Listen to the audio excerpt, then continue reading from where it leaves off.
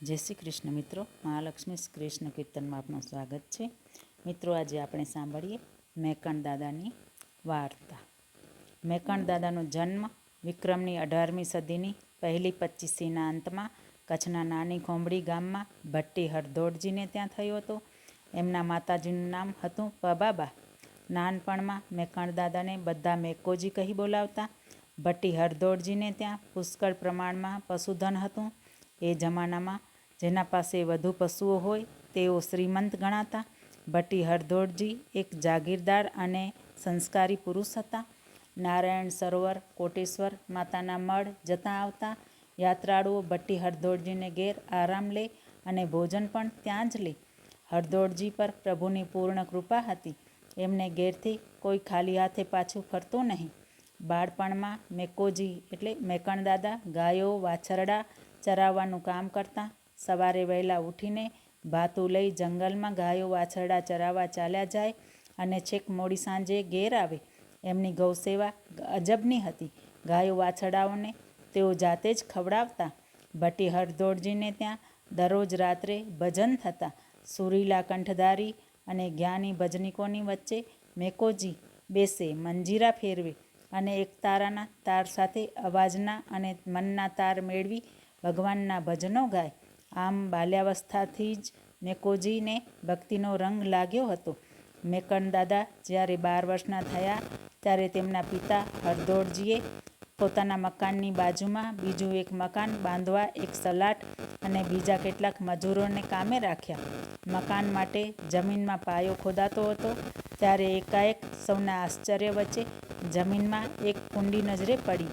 એ બહાર કાઢી તપાસતા તેમાંથી પત્તર, પાવડી, તુંબડી, ખલકો, ટોપી, ચાખડી અને ચૂંદડી એટલી વસ્તુઓ નીકળી. સૌ વિચારમાં પડી ગયા કે આ શું? હરદોડજીને થયું કે આ બધી વસ્તુઓ તો કોઈ તીર્થવાસીની હોવી જોઈએ, માટે કોઈ સાધુ સંન્યાસીને આપી દઈશું. પોતાનો વિચાર ઠીક જગ્યા જણાતા હરદોડજીએ તે બધી ચીજવસ્તુઓ ઘરમાં એક ઠેકાણે રાખી મૂકી. સાંજ પડી ત્યારે મેકોજી ગાયો વાછરડાને ચારીને ઘેર આવ્યા. ઘરમાં દાખલ થતાં ઘરના ખૂણામાં ગોઠવી રાખેલી જમીનમાંથી નીકળેલી વસ્તુઓ જોતાં તેમના અંતરમાં ત્યાગ અને વૈરાગ્યની ભાવના ઝબકી અને તરત જ એ બધી વસ્તુઓ લઈ ચૂપચાપ કોઈને કહ્યા વિના ઘરમાંથી બહાર ચાલી નીકળ્યા અને માતાના મઢ તરફ પ્રયાણ કર્યું. આખી રાત રસ્તામાં ભજનો ગાતા, મા આશાપુરાનું સ્મરણ કરતા પગે ચાલીને બીજે દિવસે વહેલી સવારે માતાના મઢ આશાપુરાના મંદિરે આવી પહોંચ્યા. આ વખતે મઢના ગાદીપતિ અધ્યક્ષ કાપડી ગાંગો રાજા રેશમી ગાદી પર બિરાજમાન હતા. શિષ્યો સાથે મા આશાપુરાની વાતો કરવામાં તલ્લીન બની ગયા હતા. મેકોજી આશાપુરા માતાજીના દર્શન કરી ગાંગા રાજાને પગે પડ્યા અને દીક્ષા આપવા તથા ગુરુમંત્ર આપવા યાચના કરી.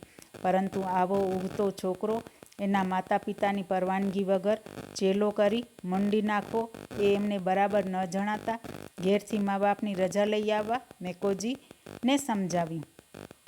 બીજી બાજુ ખોંભડી ગામમાં મેકણ દાદાની ચારેકોર શોધખોળ ચાલી. હરદોડજીને થયું કે જમીનમાંથી નીકળેલી પેલી વસ્તુઓ પણ નથી, એથી એ વસ્તુઓ મેકણ સાથે લઈ ગયો હશે. પરંતુ એ બધી વસ્તુઓ લઈને એ ક્યાં ગયો હશે? વિચાર ઉપર વિચાર કરતા હરદોડજીને થયું કે છોકરો કદાચ માતાને મળ ગયો હોય. આ વિચાર આવતા હરદોડજી પોતાની પવનવેગી ઘોડી ઉપર સવાર થઈ તુરત જ માતાને મળ આવ્યા અને ત્યાં આશ્ચર્ય વચ્ચે પોતાના દીકરાને ગાંગા રાજા સામે ઊભેલો જોયો. હરદોડજીએ ગાંગા રાજાને વિગતવાર વાત કરી અને મેકણ દાદાને ઘેર પાછા ચાલવા કહ્યું. પણ મેકણ દાદા તો ગાંગા રાજાના ચેલા બનવા મક્કમ હતા. બાપુ, હવે મને ઘેર નથી હાલવું. અહીં રાત દિવસ આશાપુરામાંની ભક્તિ કરીશ. તમે જાઓ ઘેર, મેકણ દાદાએ કહ્યું. મેકણ દાદાની મા પબાબા પણ આવી પહોંચ્યા. બીજા સગા સંબંધીઓ પણ આવી પહોંચ્યા. બધાએ ઘેર પાછા આવવા મેકોજીને ખૂબ સમજાવ્યું. પરંતુ મેકણ દાદા કહે, મને હવે સંસારી નથી બનવું. હું હવે સાધુ બનીશ. અહીં મા આશાપુરાની ભક્તિ કરીશ. તમે પાછા ઘેર જાઓ. છેવટે ન છૂટકે બધાએ મેકણ દાદાને ગાંગા રાજાના ચેલા બનવા માટે રજા આપી. શુભ મુહૂર્ત નિહાળી યોગ્ય વિધિથી ગાંગા રાજાએ મેકણ દાદાને ગુરુ મંત્ર આપ્યો અને પોતાનો ચેલો બનાવ્યો. મેકણ દાદાએ જમીનમાંથી નીકળેલ વસ્તુઓ ગુરુને આપી દીધી. મેકણ દાદા માતાના મળમાં રહી દિનરાત આશાપુરા માતાજીની ભક્તિ કરવા લાગ્યા. થોડા સમય બાદ અહીં કાપડી રાજાના કેટલાક શિષ્યોની વૃત્તિ અને પ્રવૃત્તિ જોઈ કંટાળો આવ્યો. મન ઊંડું ઊંડું થવા લાગ્યું. એ સમયમાં એક નવીન ઘટના બનવા પામી. ગાંગા રાજા પાસે બે પ્રકારની ઉત્તમમાં ઉત્તમ ઘોડીઓ હતી. આ બે ઘોડીઓ કચ્છના મહારાઓ તરફથી શુભ પ્રસંગે ભેટમાં મળી હતી. ગાંગા રાજાને તે બે ઘોડીઓ અતિ પ્રિય હતી. સવાર સાંજ ઘોડારમાં જઈ તેને પંપાડે. બધા જણ આ બે ઘોડીઓને મળ જાગીરના રત્ન તરીકે ગણતા. કચ્છમાં અને અન્ય પડોશીના દેશોમાં એ વખતમાં આ બે ઘોડીઓ પ્રખ્યાત હોતા. કંથકોટ ગામના બે કોળીઓ એક રાત્રે ચૂપચાપ આ બે ઘોડીઓ ચોરી ગયા. ઘોડીઓ ચોરાઈ જવાથી ગાંગા રાજાને અત્યંત દુઃખ થયું. ચારેકોર તપાસ કરાવી પણ ક્યાંય ઘોડીઓના સગડ ન મળ્યા.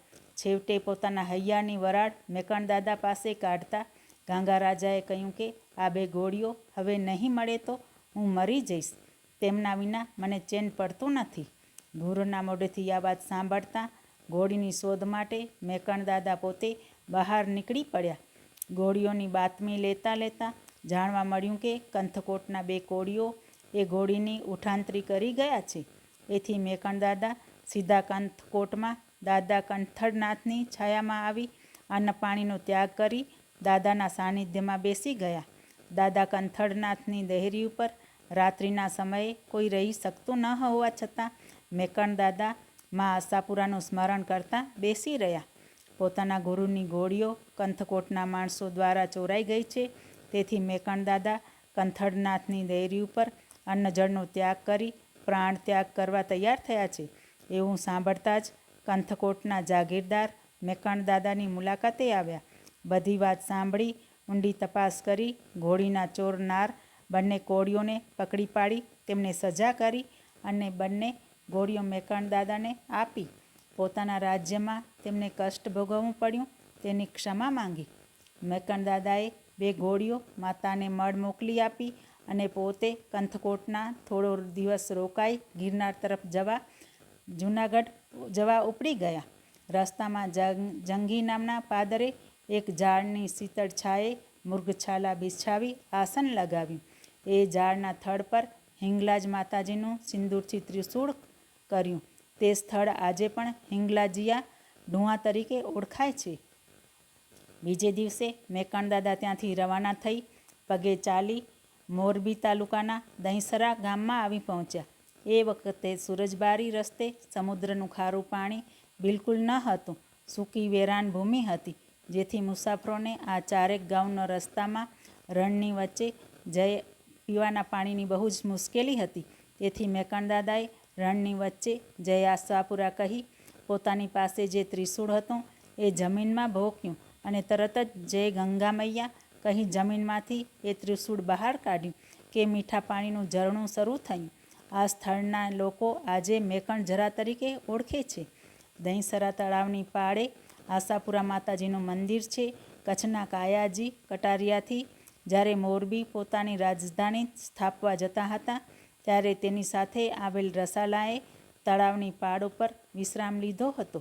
કાયાજી અહીં પ્રથમ તળાવની બાજુમાં આવેલ વડલાના ઝાડના થડ ઉપર આશાપુરા માતાજીના ત્રિશૂળનું નિશાન કરી વડલાને છાયે બેઠા અને ત્યાં ભોજન લીધું.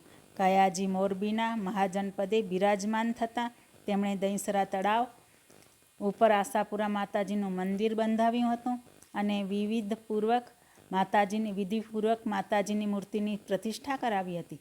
મેકણ દાદાએ અહીં આવી આશાપુરા માતાજીના દર્શન કર્યા અને મંદિરના જાગીરના મહંત શ્રી ખીમ સાહેબ સાથે વાતો કરી. ખીમ સાહેબ મેકણ દાદાના આવવાથી ખૂબ જ પ્રસન્ન થયા અને બોલ્યા, બાપુ, તમે તો નાની વયના છો પણ અવતારી પુરુષ છો. તમારા આવવાથી મને ઘણો જ આનંદ થયો છે. મેકણ દાદાએ ખીમ સાહેબ સાથે 15 દિવસ ભજન ભાવ અને જ્ઞાન ગોષ્ઠીમાં ગાળ્યા અને ત્યારબાદ ગિરનારની યાત્રાએ આગળ પ્રયાણ કર્યું. પદયાત્રા કરતાં કરતાં મેકણ દાદા ગિરનારની તળેટીમાં આવી પહોંચ્યા. મેકણ દાદા અહીં ગુરુ દત્તાત્રેયની સાધના માટે આવેલ હતા. દાદા ગિરનાર ઉપર ગુરુ દત્તાત્રેયના દર્શન કરવા ચડતા હતા. અર્ધેક પહોંચ્યા હશે ત્યાં 10 નામી નાગા બાવાઓએ તેમની પાસે મુંડિયા વેરો માંગ્યો, પણ મેકણદાદા પાસે તો કંઈ હતું જ નહીં કે જેથી મુંડિયા વેરો આપી શકે. નાગા બાવાઓ તેમને પાછા વળ્યા અને કહ્યું કે ગુરુ દત્તાત્રેયના દર્શન નહીં થાય. જય શ્રી કૃષ્ણ. મિત્રો, તમને સારું લાગે તો મારી ચેનલને સબસ્ક્રાઈબ ને લાઈક કમેન્ટ કરજો. બાજુમાં આપેલ બેલના બટનને પ્રેસ કરીને નોટિફિકેશન ઓન કરી દેજો, જેથી પહેલો વિડીયો તમારી પાસે આવે. તમારા ફ્રેન્ડ્સ ફેમિલીમાં શેર કરજો. મને સાંભળવા માટે ધન્યવાદ. જય શ્રી કૃષ્ણ. મિત્રો, આગળનો ભાગ આપણે બીજા ભાગમાં સાંભળીશું. જય શ્રી કૃષ્ણ.